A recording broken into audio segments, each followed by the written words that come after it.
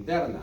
De manera que para poder hacer ese trabajo de la ventilación pulmonar, nosotros necesitamos algunos músculos de la parte torácica que van a ayudar prácticamente, ¿no?, a realizar ese trabajo. Tenemos dos tipos de músculos, de acuerdo lógicamente a la fase que va a estar comprendido el trabajo de los músculos.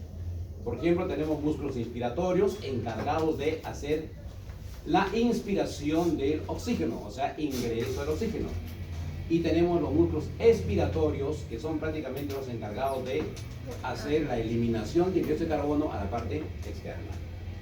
¿Cuáles son los músculos inspiratorios que vamos justamente a tener en cuenta para poder justamente llevar a cabo, ¿no?, que esa caja torácica tiende prácticamente a dilatarse o ensancharse, para que de esa manera el pulmón se encuentre prácticamente en una actividad, ¿no?, de poder percibir la ventilación pulmonar?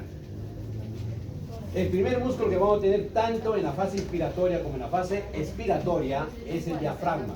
Ya hemos hablado justamente cantidad de veces del diafragma, y viene a ser el tabique, ¿no?, muscular que divide al tronco en dos partes, superior tórax y inferior abdomen. Entonces tenemos primeramente el diafragma, que es prácticamente, ¿no?, uno de los músculos inspiratorios. Luego tenemos los intercostales externos. Aquí llamamos intercostales externos aquellos músculos que están prácticamente, ¿no?, ubicados en las partes medias de las costillas. Como ustedes saben, una de las partes de consideraciones anatómicas es prácticamente del aparato, no, perdón, de la caja torácica, son los huesos costales, como vemos acá, ¿no? Acá tenemos los huesos costales, ¿ya? Y los intercostales son estos músculos que están prácticamente en la parte media de los costillas. Entonces tenemos los intercostales externos. Los externos, que son prácticamente los que van a estar en el trabajo de la inspiración. Luego tenemos los serrato, el serrato anterior, que están prácticamente insertados a los huesos, a las primeras huesos costales, como ustedes ven acá. Están insertados a los primeros huesos costales, los serrato anterior. Luego tenemos los escalenos. El escaleno prácticamente está insertado en la primera vértebra, no, la primera costilla, perdón, y en la segunda costilla, como ustedes ven acá.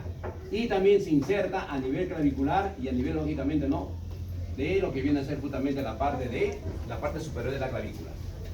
El esternocleidomastoideo no tanto interviene en la expiración, pero ayuda. ¿A qué ayuda?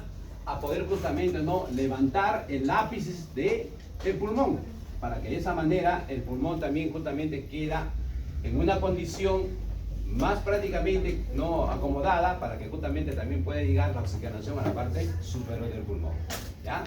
Entonces, ¿cómo actúan estos músculos en la fase inspiratoria? Primeramente, los intercostales externos, que ya hemos visto en la anterior diapositiva, son los que van a tirar la caja torácica a los lados laterales, como estamos viendo acá.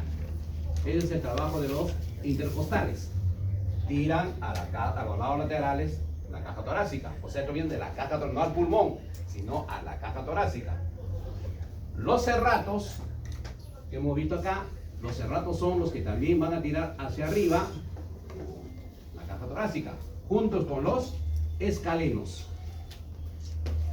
en ambos lados, ¿no?, tanto en el pulmón izquierdo como en el pulmón derecho. En ese lado prácticamente son los que realizan el trabajo. Entonces, los serratos y los escalenos tiran hacia arriba, y lo que hacen los pectorales y el subclavio también tenemos por acá, ¿ya?, que también es el que va a tirar hacia arriba la caja torácica, y los pectorales son también los que van a tirar a los lados laterales, juntos con los intercostales externos, ¿no?, a la caja torácica, completando de esa manera su apertura de la caja torácica por lado lateral y por la parte superior. Mientras que el diafragma es el único músculo que va a tirar hacia abajo a la caja torácica. De esa manera vamos a hacer una expansión del tórax. Haciendo prácticamente la expansión del tórax, ya el pulmón se va a encontrar en una condición más prácticamente dilatable, para que pueda ingresar el oxígeno, prácticamente, ¿no?, ventilarse, ¿no?, los tres millones de alvéolos que tenemos en los pulmones. ¿Ya? Esta fase inspiratoria generalmente dura menos de 3 milésimas de segundo. Menos de 3 milésimas de segundo. O sea, es rápido prácticamente el accionar de los músculos para poder justamente acondicionar a la caja torácica, ¿no?, en un buen estado para que los pulmones prácticamente puedan ventilarse. ¿Ya? Hecho esto, los pulmones se ventilan. Después de la ventilación pulmonar, el siguiente proceso de la fisiología respiratoria viene a ser la hematosis, que viene a ser la oxigenación de la sangre. Hema, sangre, osis, oxigenación. Entonces, una vez ventilado ya los alvéolos pulmonares, viene el procedimiento, la segunda fase de la respiración, o la segunda función prácticamente del aparato respiratorio, que viene a ser, ¿no?, la hematosis. Muy bien. En esa parte de la hematosis, donde va ingresando el oxígeno a la sangre, está haciendo un intercambio de gases que va ingresando el dióxido de carbono a la parte interna del alvéolo. Cuando ya los alvéolos se encuentran prácticamente cargados de presión de CO2, más o menos que llega prácticamente la presión a 40 milímetros de mercurio, ¿ya? Eso usted lo va a meter en fisiología. Cuando ya prácticamente llega a ocupar el dióxido de carbono toda la parte interna del alvéolo, haciendo una presión de 40 milímetros de mercurio, ya el aparato respiratorio se encuentra en condiciones para realizar la expiración. La expiración, que viene a ser la salida del aire acompañada pues del dióxido de carbono. Ahí también van a intervenir los músculos expiratorios. ¿Cuáles son los músculos expiratorios que intervienen en esta parte? ¿Ya? Y también tenemos acá el gráfico, en la siguiente lámina, también tenemos ahí, acá tenemos ya la parte expiratoria. Esta es la parte expiratoria, que están comprendidos por los intercostales internos. Ya no son los intercostales externos, sino los intercostales internos, que están prácticamente, ¿no?, entre también las costillas, pero más profundo. Son los intercostales internos. Tenemos el oblicuo mayor, que es prácticamente el músculo que está adherido al diafragma. El oblicuo mayor. Tenemos los rectos del abdomen, ¿no?, donde justamente se marca muchas veces de los fisiculturistas, ¿no? Y tenemos el oblicuo menor, ¿no? A esto justamente vamos a agregar otros músculos que no tenemos en el gráfico que estamos viendo ahí. ¿Qué músculos vamos a agregar más? Vamos justamente a agregar los rectos del abdomen, ¿no?, que son prácticamente los que van a tener en la parte expiratoria. ¿Cuál es la función de estos músculos expiratorios? Primeramente, los intercostales internos que tenemos prácticamente entre las costillas van a tirar hacia adentro a la caja torácica. O sea, es lo contrario de los inspiratorios. Acuérdate que los inspiratorios tiraban hacia los lados laterales a la caja torácica. En este caso, los intercostales internos son los que van a tener la presión, van a comprimir la caja torácica a la parte interna. De esta manera, ¿ve? Tiran hacia adentro la caja torácica. El oblicuo mayor y el oblicuo menor prácticamente son los que van a encargados de poder condicionar juntos con el diafragma, ¿ya? Junto con el diafragma, tirar hacia arriba a la caja torácica. En el momento que se comprima, en el momento prácticamente que los intercostales internos realizan el trabajo haciendo la compresión del tórax, cuando ya prácticamente se encuentra comprimido, inmediatamente el diafragma con los oblicuos y con los rectos del abdomen son los que van a tirar hacia arriba a la caja torácica, haciendo pues que la presión de CO2 que tenía el alvéolo con fuerza prácticamente se vierta a la parte externa, y de esta manera sale pues el dióxido de carbono a la parte externa. Esto prácticamente dura un poco más que la fase inspiratoria. Hemos dicho prácticamente que la fase inspiratoria no puede durar menos de 0, ¿no?, 3 milésimas de segundo. En la fase inspiratoria dura, ¿no?, un poco más de 0,5 milésimas de segundo. Aparentemente, ¿no?, aparentemente la fase inspiratoria dura más. No, dura menos, perdón, porque botamos el dióxido de carbono, pero dura más en el tiempo prácticamente de poder realizar todo el trabajo, ¿no?, de los músculos expiratorios. ¿Ya? Entonces, eso es más o menos, ya por supuesto que su profesor de fisiología le va a enseñar más profundamente, ¿no?, todo el accionar de la fase inspiratoria, la presión pleural, porque como saben muy bien anatómicamente, la pleura tiene una membrana que se llama pleura, y en esa pleura prácticamente hay un líquido pleural, pero también está contenido de aire, ¿no? Va a haber presión pleural, presión alveolar y presión intrapulmonar. Son tres presiones prácticamente que se van a conceder ahí para poder realizar justamente, ¿no?, la respiración. Sobre la pleura es donde a veces algunas personas se enferman y por donde absorben líquido. Claro, por la parte inflamatoria que se va a dar justamente, ¿no?, a nivel de ese espacio, del espacio pleural. Bien. Entonces ya sabemos lo que es la importancia del aparato respiratorio. Ahora sí vamos a tocar su anatomía del aparato respiratorio. Anatómicamente el aparato respiratorio está comprendido por dos vías. Vías respiratorias superiores altas, ¿ya? Que estas vías respiratorias aéreas o altas están comprendidos por el primer órgano del aparato respiratorio, que se llama la fosa nasal o nariz, comúnmente conocida. Cuando estudiamos ya la fosa nasal propiamente dicho, vamos a ver sus regiones, límites, todo eso. Solamente lo vamos a nombrar ahora. El siguiente órgano se llama prácticamente los senos paranasales. Los senos paranasales prácticamente está formado por la parte ósea, que va prácticamente, ¿no?, a estar adyacente a la fosa nasal. Todo esto viene a ser la fosa nasal. Pero también justamente la fosa nasal está prácticamente, ¿no?, adherido hacia ciertas piezas óseas del cráneo y de la cara. Por ejemplo, el que va a formar el techo de la nariz es el etmoides. Saben muy bien que el etmoides es un hueso, ¿no?, de la base del cráneo. Todo esto prácticamente viene a ser el etmoides.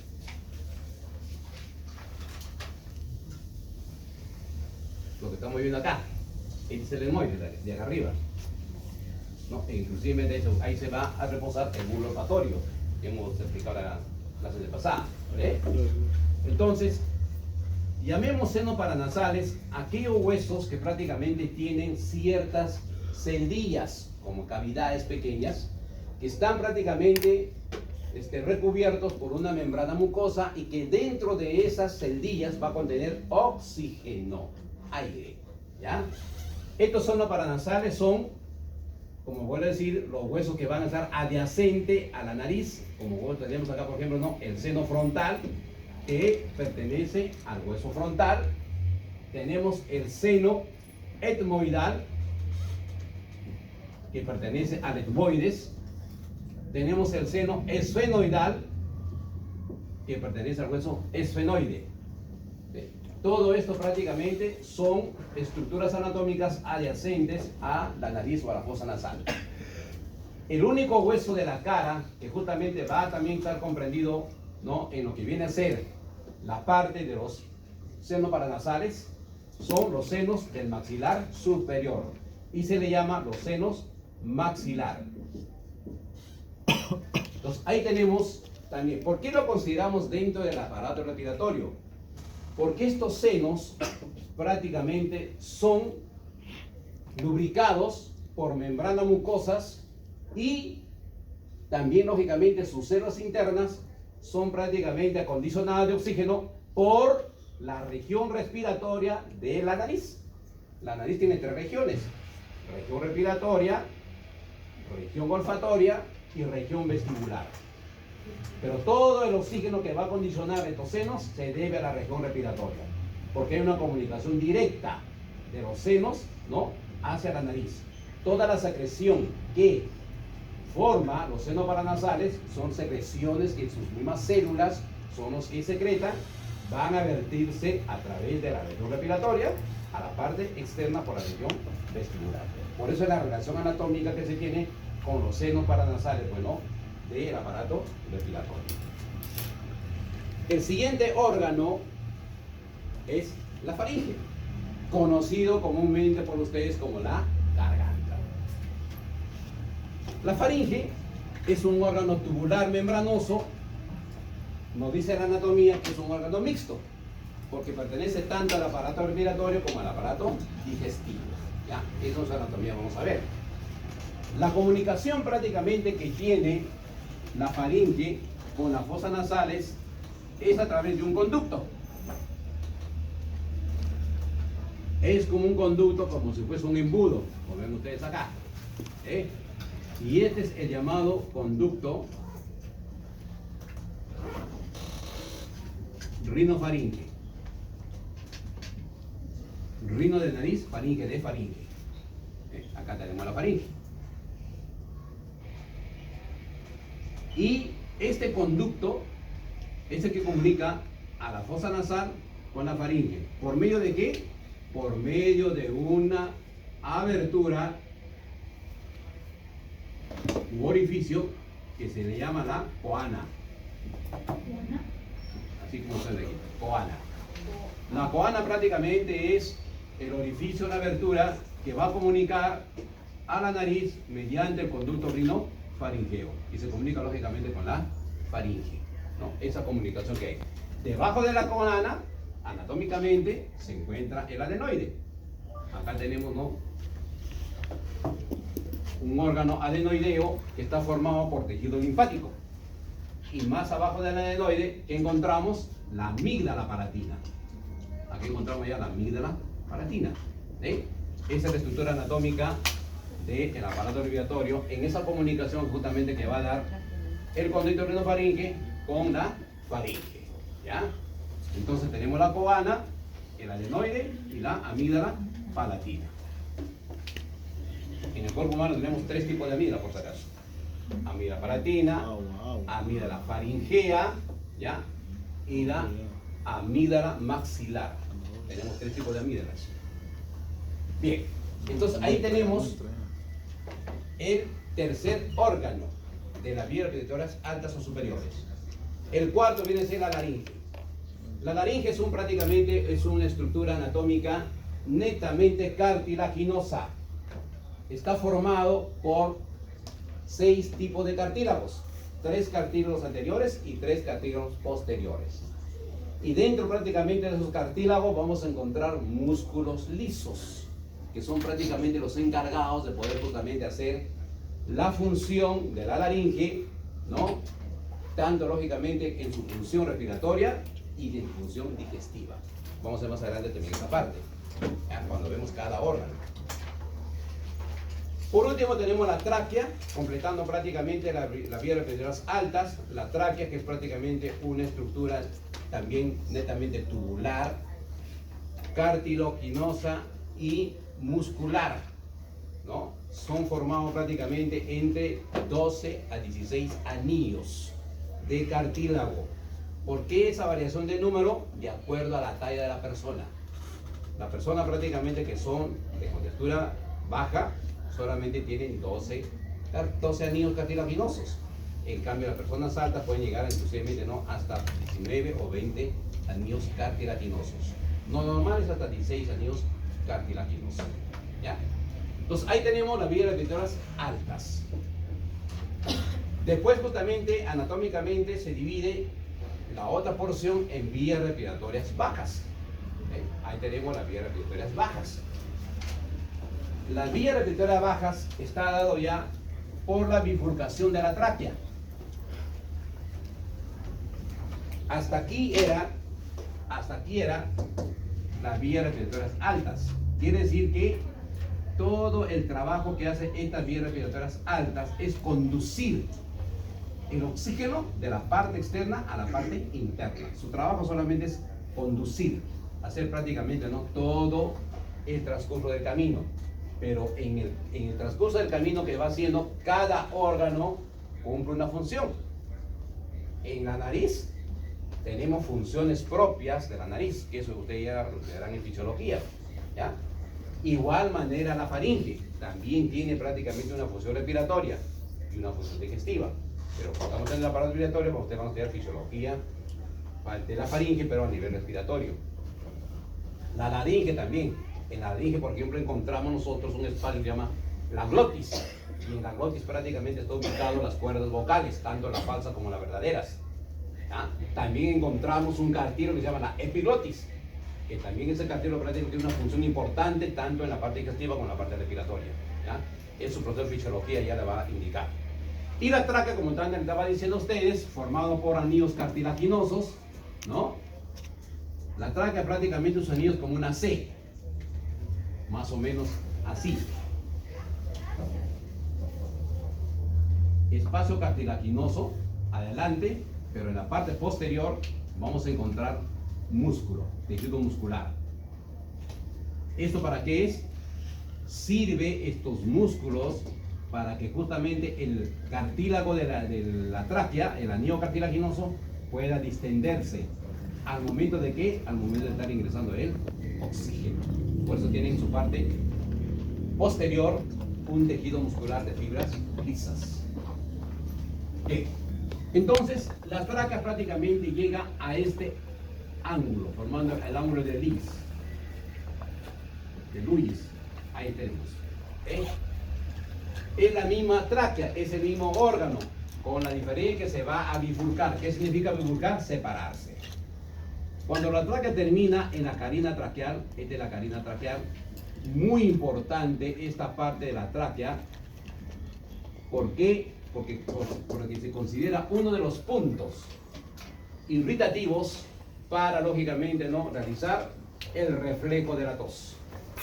En el aparato respiratorio tenemos prácticamente solamente 4 puntos, ¿no?, del reflejo de la tos. Puntos estimuladores justamente para realizar el reflejo de la tos. Este es un profesor de fisiología le va a mencionar. Uno de los puntos prácticamente irritativos, estimuladores de reflejo de la tos, es la carina traqueal. Ahí termina la tráquea. Para dar paso, lógicamente, en su bifurcación al siguiente órgano de las vías respiratorias bajas, que vienen a ser los bronquios. Tanto el bronquio externo derecho y el bronquio externo izquierdo. Estos son los bronquios externos.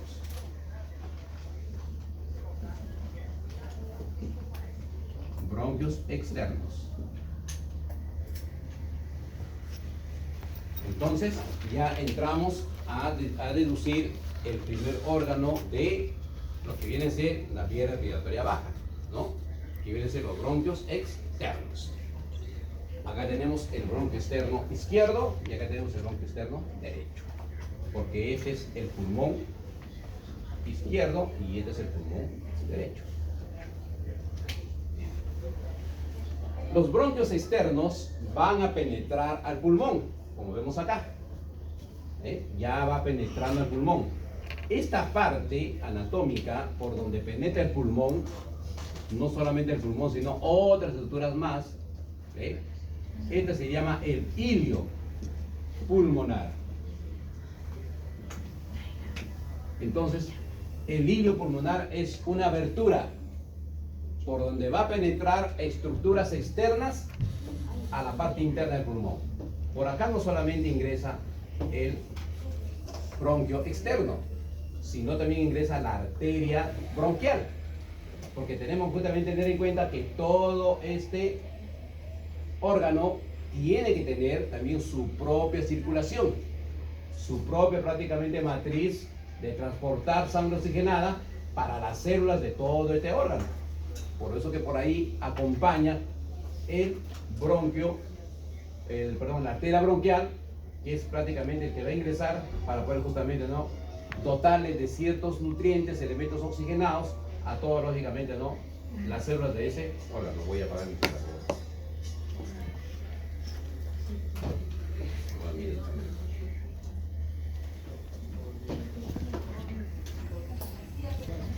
Bien.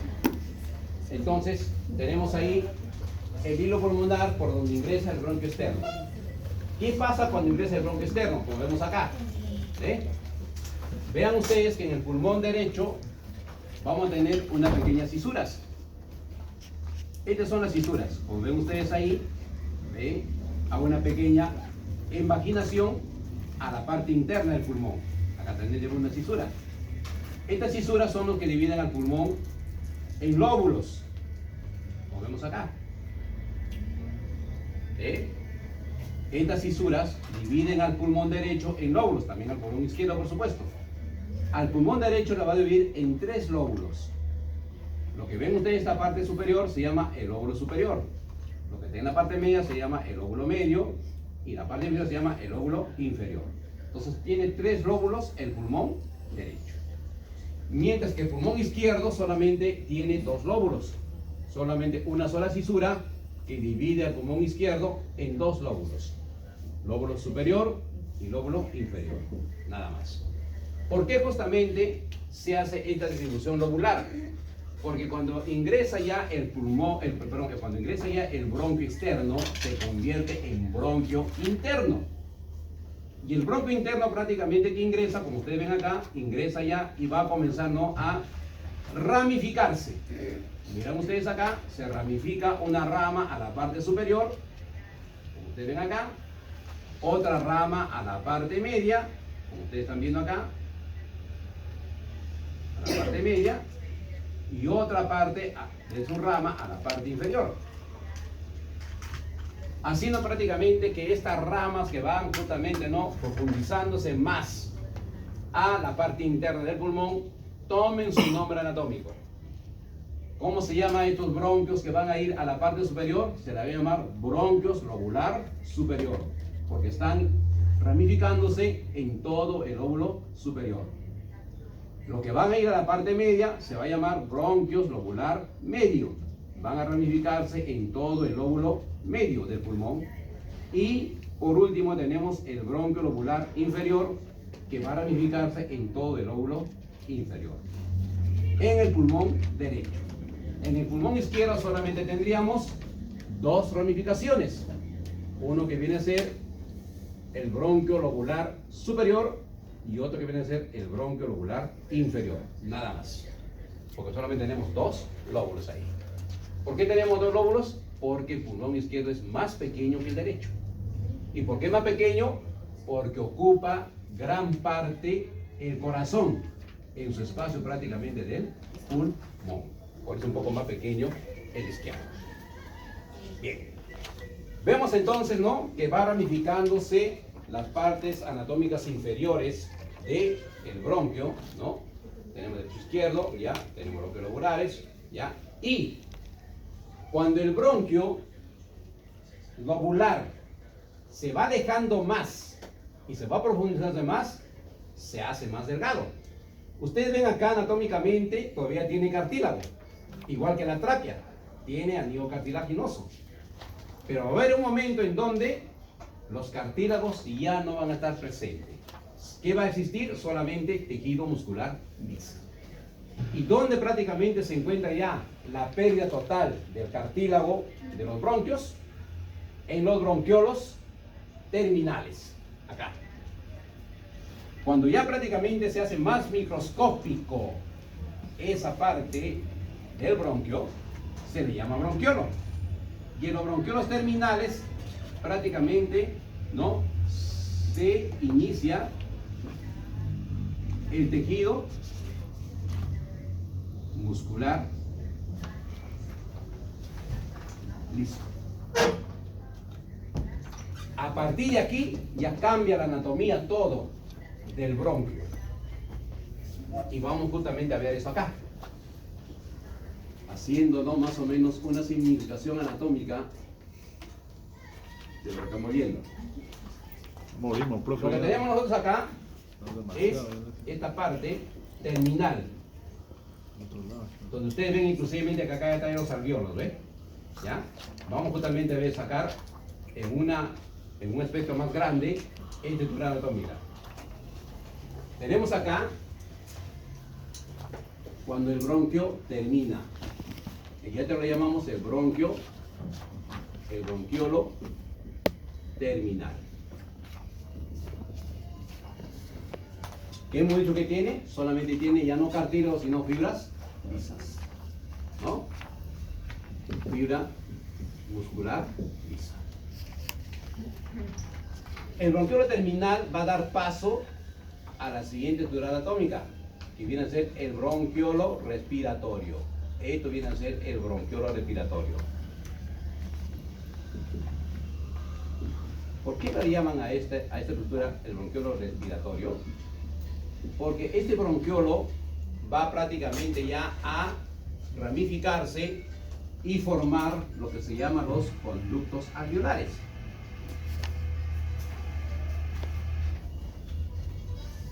Forma los conductos alveolares.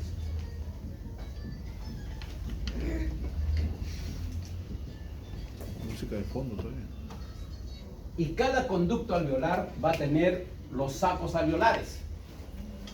Cada conducto alveolar tiene sacos alveolares.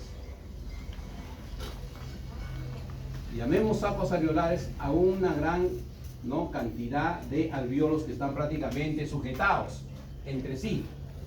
Por eso se le llama sacos alveolares. Y está formado lógicamente por una cantidad de alvéolos. Entonces, estos son los sacos alveolares. Y cada saco alveolar prácticamente tiene un alvéolo. El alvéolo es un saquito alveolar. Así. Es como una bolsita, ¿ves? Por eso le llaman saco alveolar. ¿Ya? Ya cuando vemos alvéolo vamos a ver su anatomía del alvéolo. ¿Sí? Ahí tenemos el alvéolo. ¿Sí?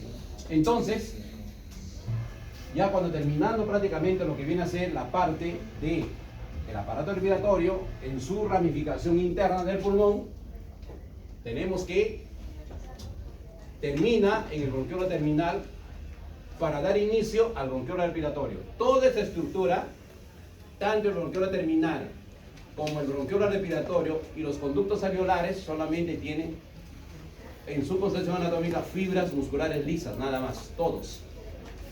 ¿Ya? Por eso prácticamente se le llama bronquiolo respiratorio. ¿Por qué? Porque son los que van a hacer ya la parte final de la conducción del oxígeno hacia los alvéolos.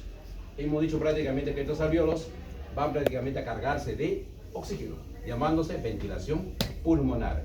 Y en este mismo órgano se va a hacer la hematosis, el ingreso del oxígeno a la sangre y la salida del dióxido de carbono de la sangre hacia el alvéolo para poder justamente ir a la parte externa. Esta estructura que hemos visto acá se constituye en el llamado lóbulillo pulmonar. Y esta estructura es la unidad funcional del aparato respiratorio. O sea, quiere decir que toda la función del aparato respiratorio se está dando acá, en esta parte anatómica. Acá se da la ventilación pulmonar, acá se da la hematosis, acá se da el transporte y acá se da la regulación respiratoria. O sea, todas esas cuatro funciones básicas del aparato respiratorio se dan en ese lóbulo pulmonar. Y esta estructura anatómica que ustedes ven es la zona más patológica del aparato respiratorio. Acá se da todas las enfermedades. Acá se da la telectasia, acá se da la enfisema, acá se da la embolia, acá se da el edema, acá se da la neumonía, acá se da la bronconeumonía. Casi todas las enfermedades respiratorias se van a dar en esta estructura anatómica. Por eso constituye como la unidad funcional del aparato respiratorio.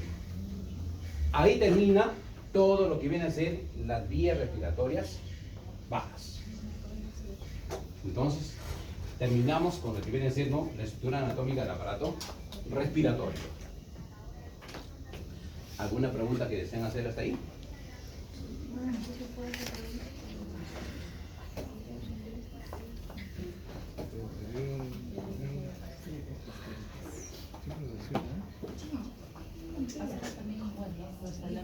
El dibujo está ahí. No, ya no, ya. No, eso ya es más bien para la próxima clase. Me trae ya por grupo, como tienen ustedes ya su grupo formado. ¿Cuántas mesas hay? ¿Cuántos grupos hay? Como 4, 5 grupos, ¿no? Sí. Cada grupo me trae su pulmón de res, lo que llaman el bofe. ¿Ya? Entonces no vayan, el día vayan al mercado diciendo para que le traigan ese día. O sea, me van a traer toda la estructura anatómica. Si me traen con toda la tráquea y bronco, mejor todavía. Esto puede estar en el camal. ¿Entienden? ¿Por qué? Porque ya vamos a hacer la primera práctica de disección de un órgano. ¿Eh? ¿Todos los Sí. grupos? ¿Puedo conseguir? No, de hecho, cada grupo, porque cada grupo va a hacer su trabajo práctico. ¿Ya? ¿Entienden? En persona más puntos, ¿no? ¿Ah? 100 personas más puntos, ¿no? ¿La persona? Claro. Algo ¿Qué le va a dar? Batería sobre algo más.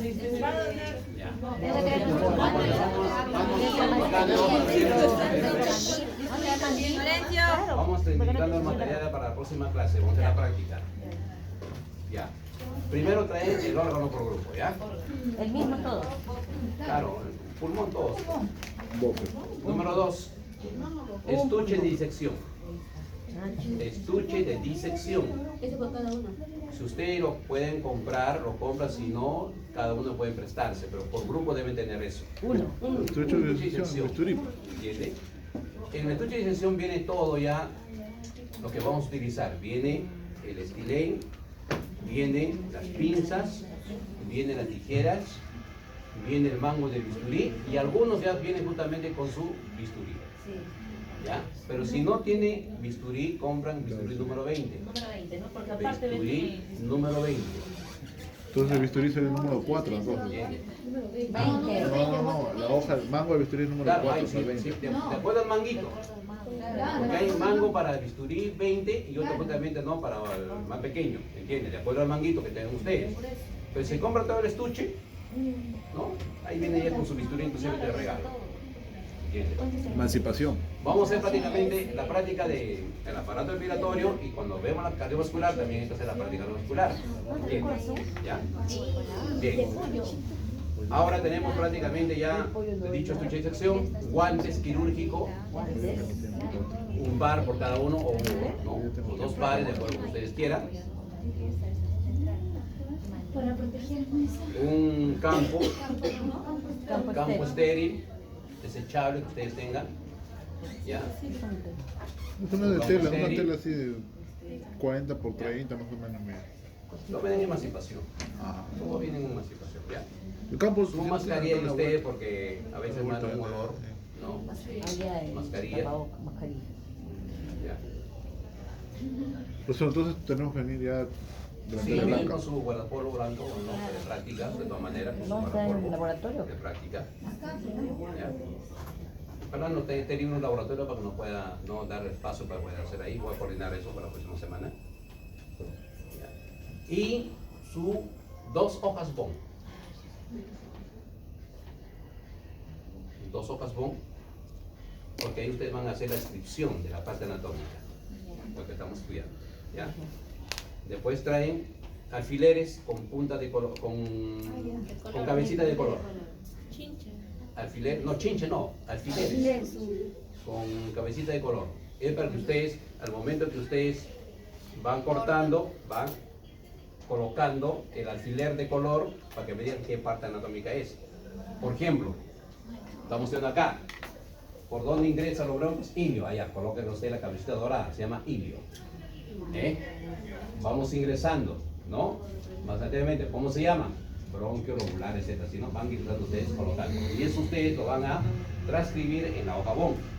Cuando yo voy pasando a revisar, me van ustedes indicando, ¿no? Y de esa nota pongo la nota, la calificación. ¿Ya? Entonces traen sus alfileres de color, de cabecita, ¿no? De colores. ¿Ya? Bien, eso es todo en lo que respecta lógicamente a la práctica. ¿Ya? Por supuesto, se puede echar con su jabón y su toalla porque bueno, lavarse la mano, etc. ¿no? Ah, y por favor, una bolsa negra para poder depositarnos los desechos. ¿Ya? Trae papa, profe, le hacemos una chanfainita. Chanfainita. Traen papas. Sea, Aprovechamos. se puede probar. Ahí uno trae cancho, una tallería, hacemos un combinado. Era bolsa negra y Bajadita. Hicimos aliz. Le dejamos para que viven al día siguiente. Lo dejamos de ver que le hice una chanfainita al día siguiente.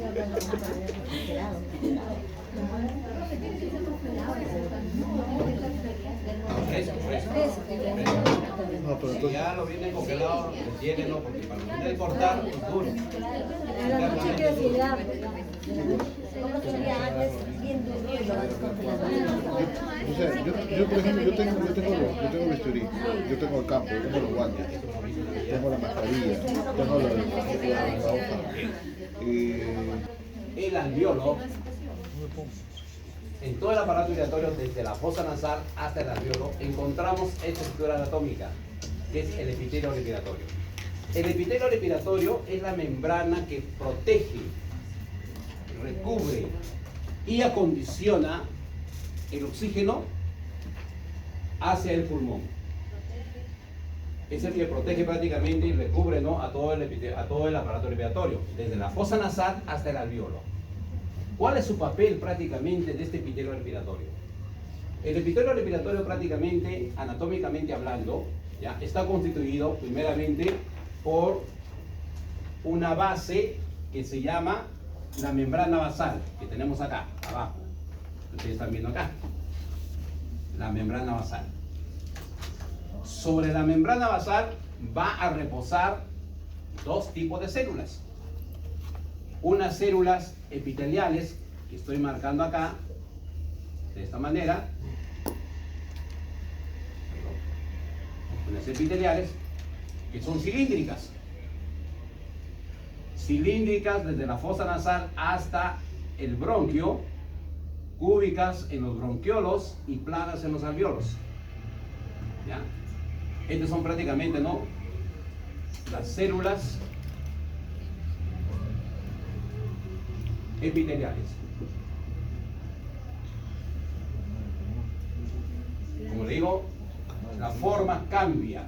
Son cilíndricas desde la nariz hasta los bronquios, o sea, tiene células cilíndricas, la fosa nasal, la laringe no, por si acaso, ya, porque no tiene epitelio respiratorio, solamente tiene membrana mucosa la faringe. La laringe sí tiene epitelio respiratorio, la tráquea y el bronquio son cilíndricas. Los bronquiolos, que como ya hemos visto de ahí, los bronquiolos prácticamente más pequeños, su célula es cúbica. Y en el alveolo encontramos células planas. Estas células epiteliales, como ustedes ven, terminan acá en unas pestañas. Como ustedes ven acá. ¿Ven? En estas pestañas. Y estas pestañas tienen el nombre de cilios. Y acá tenemos acá, ¿eh?, los cilios.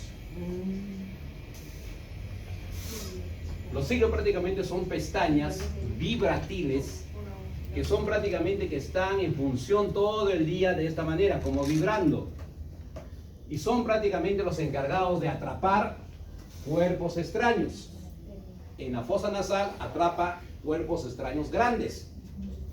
En la región respiratoria atrapa cuerpos extraños pequeños. En todo el árbol respiratorio hasta el alveolo atrapan cuerpos extraños, ¿no?, igual al tamaño de 0.5 micras. O sea, pequeñísimamente partículas atrapa. Y son los encargados prácticamente de poder acondicionar el oxígeno libre de impurezas, libre de cuerpos extraños. No solamente atrapan partículas extrañas en objetos o materiales, sino también hasta agentes patógenos. Pueden atrapar bacterias, pueden atrapar virus, otros no cuerpos extraños más que pueden ingresar.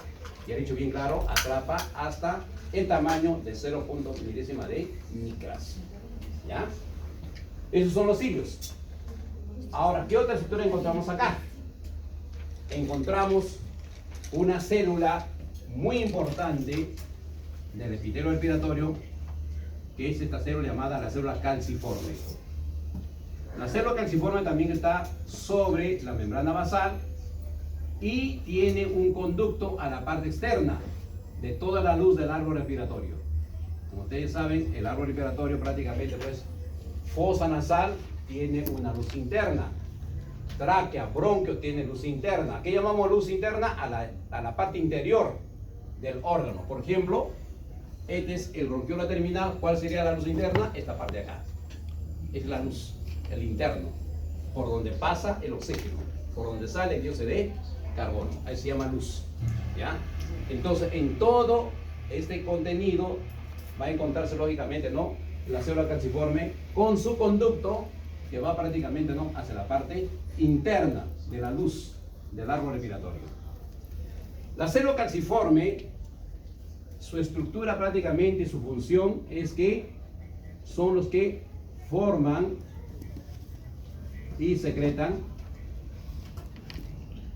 el moco o mucus.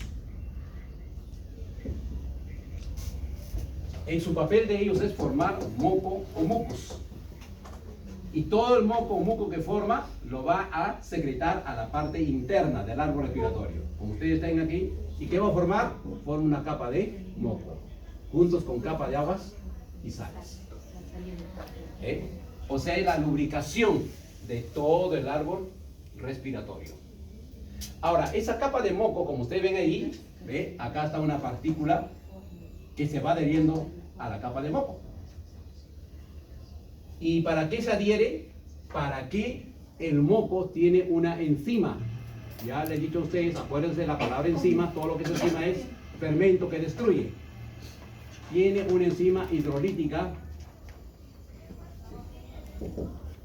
que cumple dos funciones. Una función que es la bacteriolítica y una función que viene a ser la bactericida. La bacteriolítica viene a ser que a través de sus sustancias del moco envuelve a la partícula extraña. Puede volver a un polvo, a una bacteria, etcétera, etcétera. Lo envuelve. Para que siguiente la enzima entra en función y destruye al agente extraño. Esta destrucción del agente extraño hace prácticamente que esa capa de moco, junto con la capa de agua y sales, ¿no?, se cambie de color. Por ejemplo, cuando hay una afección respiratoria, gripe o bronquio, nosotros solamente por el color de la secreción ya podemos decir qué es lo que tiene el paciente. Moco verde, ¿no? Claro, hay uno moco verdoso, moco amarillento o moco blanco plomizo. ¿Entiende? De acuerdo, lógicamente, ¿no?, a lo que es el color. ¿Por qué se pigmenta? Porque esta capa mucosa está haciendo que esas partículas no pasen, sino se destruyan. ¿Y cómo lo eliminamos? Cuando eliminamos, lógicamente, ¿no?, en la fase expiratoria o cuando justamente eliminamos, pues, ¿no?, la secreción mucosa a través de la fosa nasal. ¿Ya? Ahora, ¿qué papel también cumple? No solamente cumple un papel defensivo, sino que esta capa de aguas y sales cumple un papel importante en el momento de realizar la humidificación del aire. Como ustedes saben, tenemos nosotros un clima variado. Por ejemplo, que estamos ingresando un aire seco. Cuando ingresa un aire seco, lógicamente por la misma, ¿no?, temperatura que hace, puede justamente llegar a que todo este capa mucosa puede lógicamente resecarse. Y al resecarse daña a las células epiteliales, a los cilios. Para evitar eso, lo que hace prácticamente esta capa mucosa es hacer que se hidrate ese aire. O sea, todo el vapor interno, ¿no?, que justamente ingresa a la parte de la luz del árbol respiratorio, hace que ese aire seco se humedezca. Gracias justamente, ¿no?, a la acción de los vasos sanguíneos que emanan un calor interno y vaporizan esta capa de agua y justamente, ¿no?, todo sale a la parte interna del árbol respiratorio y el aire se humedece.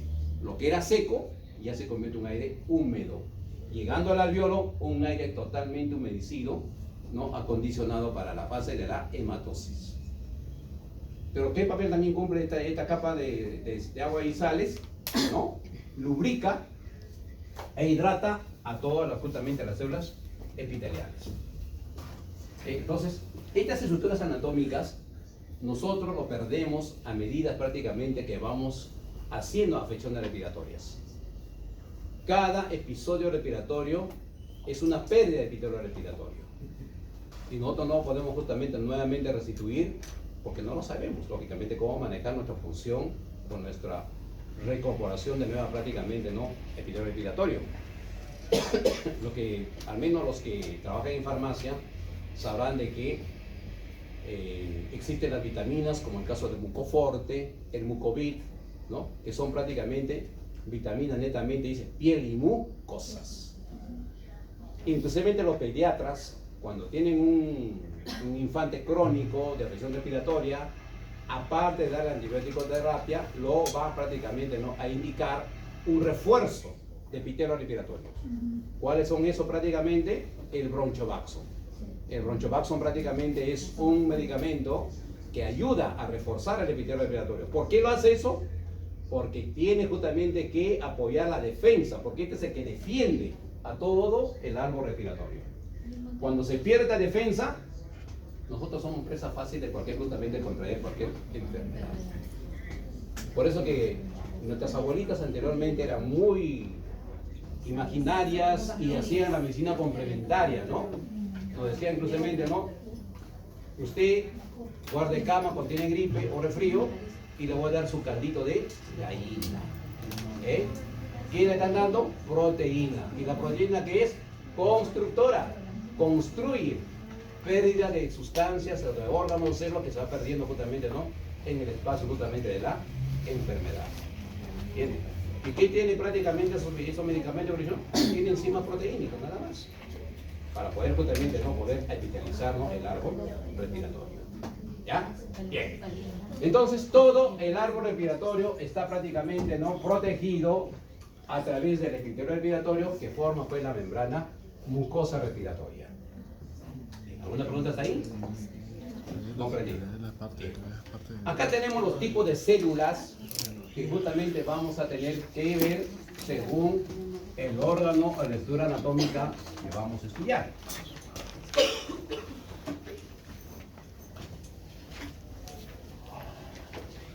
Hemos visto nosotros antes que cuando va ingresando el bronquio externo a la parte interna del pulmón, se va prácticamente, ¿no?, haciendo más delgado, ¿ve?, hasta llegar a la parte microscópica. Y acá tenemos el bronquiolo terminal, el bronquiolo respiratorio, ¿ve? Y ya no hay cartílago acá, todo es tejido fibra lisa, ¿ve? Y los alveolos termina.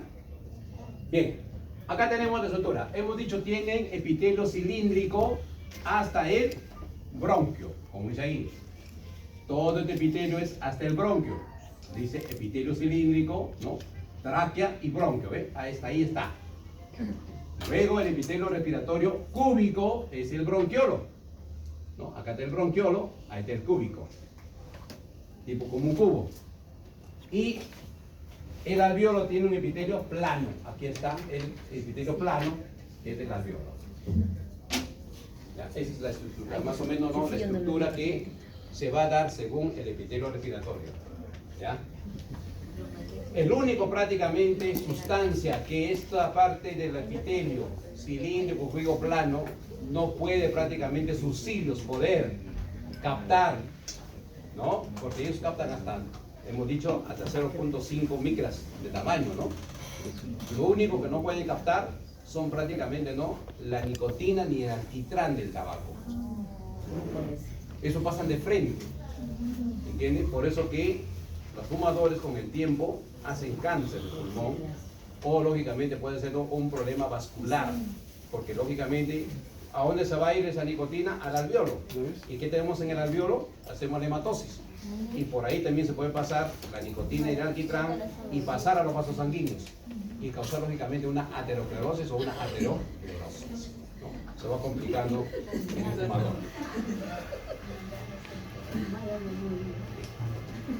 Vamos a ver justamente la fosa nasal. ¿Ya? La fosa nasal nos dice que tiene la estructura como una pirámide, ¿no? Cogemos aquí. ¿Ya? Tiene la forma de una pirámide. Y vemos ahí. Ahí está, la forma de una pirámide. ¿Ya? ¿Qué es su parte externa?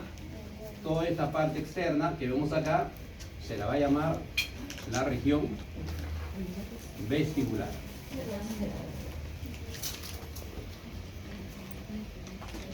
Y esta parte externa, ¿no?, región vestibular, está formada lógicamente, ¿no?, por los orificios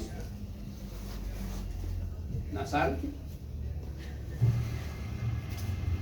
que vemos ahí, y anatómicamente vemos que esto está dividido por un cartílago. ¿Cómo se llama ese cartílago?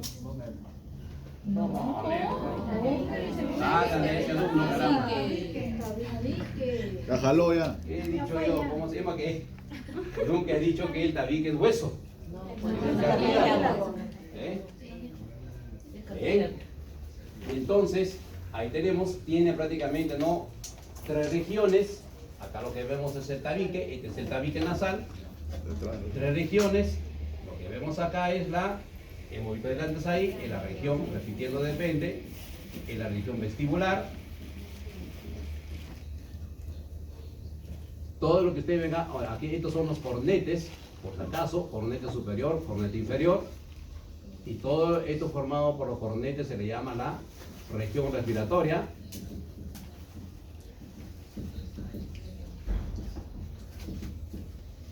Y hacia arriba, donde justamente encontramos el techo de la nariz por el etmoides, toda esta parte de acá, se le llama la región respiratoria.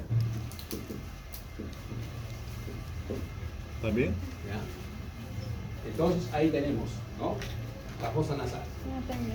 En forma de piramidal, que la parte externa prácticamente está formada por la región vestibular y tenemos prácticamente, ¿no?, ubicado ahí los orificios nasales, dividido lógicamente en 2 fosas por el tabique nasal y las regiones que comprenden la fosa nasal, ¿no? Tenemos la región vestibular, la parte externa, la región respiratoria, comprendido por el cornete superior, el cornete inferior, y la región, no es respiratoria, no me corrigen ustedes, muchachos, que es como el corderito. Cornero, el cornete, el CS y el CS. La región olfatoria.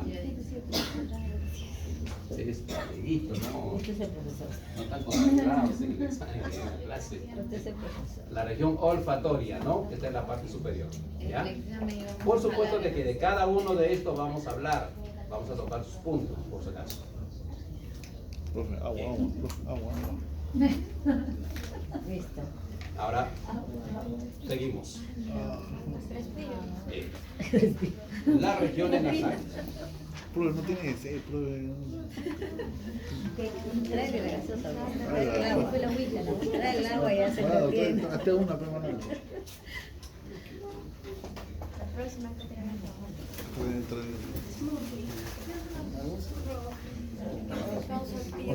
Está bonito. Anatómicamente, el vestíbulo nasal, ¿qué partes anatómicas tiene?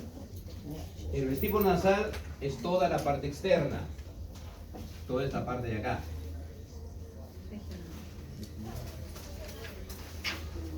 Hemos dicho que va a tener, ¿qué cosa? El orificio nasal, por supuesto, ¿no? Tenemos ahí el orificio nasal. Dentro del orificio nasal, como ustedes ven, tenemos estos pequeños pelitos. Todos tenemos el pequeño pelito de la nariz, que se llaman las vibricia nasal. Es el nombre que le dan a estos pelitos. Se le llama la vibricia nasal. Estos pelitos no están ahí por la cola, son prácticamente los que atrapan partículas grandes al momento que está ingresando el oxígeno, ¿no? ¿Ya? Entonces, esos pelitos son los que hacen esa función de atrapar justamente partículas extrañas grandes. Ya sabéis tú, porque tú lo sabes.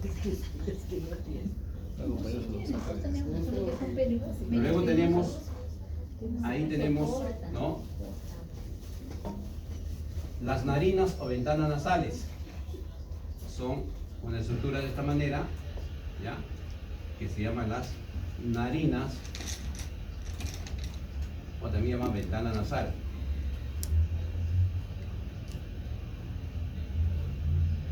Este es lo que tenemos acá. Estas son las narinas. Y en las narinas prácticamente tenemos, ¿no?, aletas no se llama las narinas. O también le llaman alas de la nariz, también llaman otros. Alas de le llaman, ¿no? ¿Ya? Las narinas están prácticamente revestidas por glándulas sebácea y glándula sudorípara.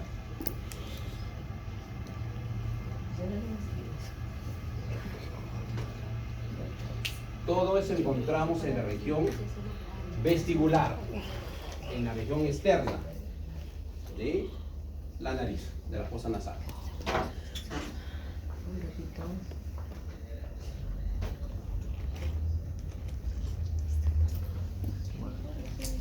Semana.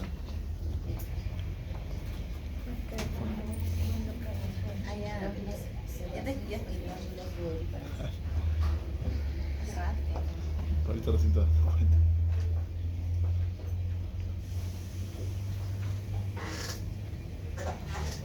Profesor, consulta, sobre la parte de lo que es miología, lo que usted te había hecho para hacer el mapa Un conceptual. seminario con cero, pues.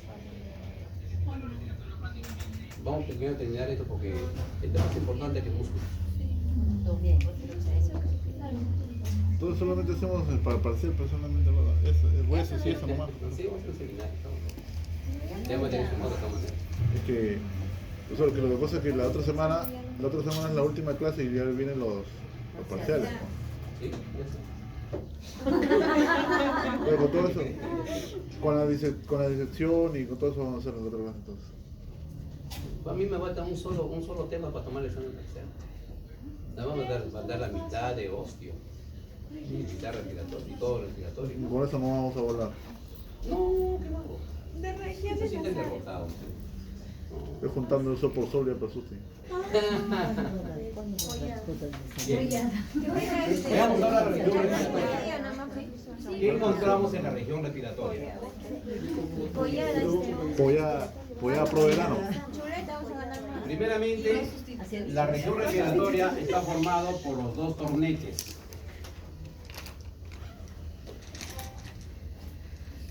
Formado por el cornete superior y el cornete inferior. Ambos cornetes se encuentran tapizados por la mucosa respiratoria.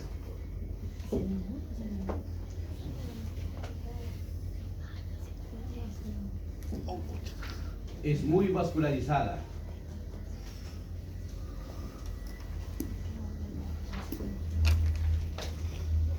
O sea, al decir muy vascular tiene muchos vasos sanguíneos. ¿Ya? Ah, ya,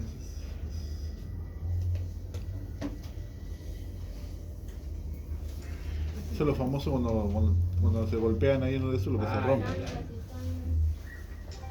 Se comunica con la faringe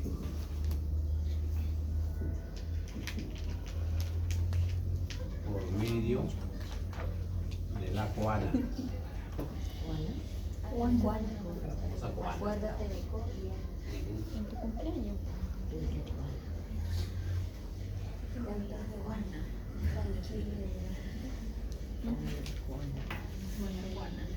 ¿Por qué le llaman región respiratoria a todo esto? Porque en esta región, aquí, se realiza la filtración del oxígeno, humedecimiento del oxígeno y calentamiento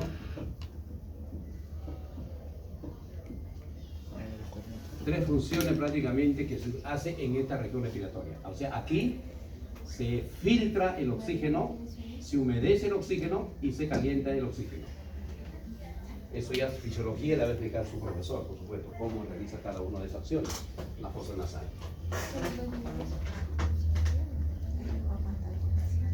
Eso es en tanto a lo que viene a ser la región respiratoria. Ahora nos falta ver ya la región olfatoria. La región olfatoria está formada por el hueso etmoides, que forma el techo de la nariz. Este es el hueso etmoides. Forma el techo de la nariz. Y hemos dicho que tiene el etmoides su lámina cribosa. Y que reposa en la lámina cribosa el bulbo olfatorio que tenemos acá. Ahí tenemos el bulbo olfatorio, que es el que reposa ahí en la lámina cribosa del hueso etmoides. Ahora, esto el bulbo olfatorio tiene unas ramas nerviosas, una rama de nervios.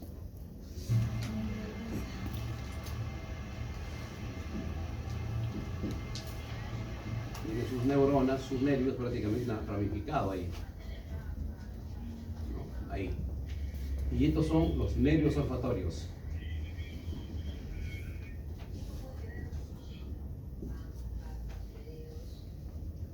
Entonces, todos los aromas o olores que nosotros ingresamos por la fosa nasal va a llegar hacia la parte superior, que es la región respiratoria. Estos nervios olfatorios son los encargados de percibir, de prácticamente no hacer que los olores o los aromas que prácticamente va ingresando pase al bulbo olfatorio. El bulbo olfatorio tiene una comunicación directamente con el hipocampo del cerebro. Supongamos que justamente podemos encontrar acá el cerebro. ¿Ya? El hipocampo es la parte central. Ahí tenemos el hipocampo. Para que ustedes entiendan mejor, encontramos ahí el tálamo. Todas las percepciones de los olores se pasa aquí el bulbo olfatorio al hipocampo, o sea, al tálamo, a esta parte de acá. Y el tálamo va a pasar esas aromas a la corteza cerebral. Ahí tenemos la corteza cerebral, el córtex.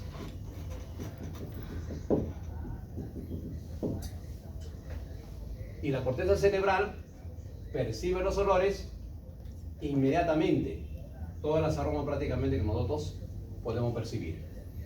Por eso que una persona cuando se desmaya, inmediatamente, ¿qué le dicen? Alcohol, ¿no? ¿Por qué? Porque eso inmediatamente hace que se estimule, ¿no? Todo lo que viene a ser el hipocampo, donde se encuentra el tálamo, el hipotálamo, ¿no? El cuerpo calloso, todo se encuentra ahí. Entonces reacciona. El córtex prácticamente, que es el que comanda toda la función cerebral, despierta y el paciente comienza lógicamente a hacer, ¿no? Lucido. Cuando ustedes le hacen oler el aroma más fuerte, escandaloso, mejor que el paciente rápidamente sale. Zapate. La media. La media que no te has cambiado 15 días. Sale volando. La media sale camina sola la media. Bien, ahí nos quedamos, muchachos. Bien, a ver, quería darles una invitación que nos ha mandado.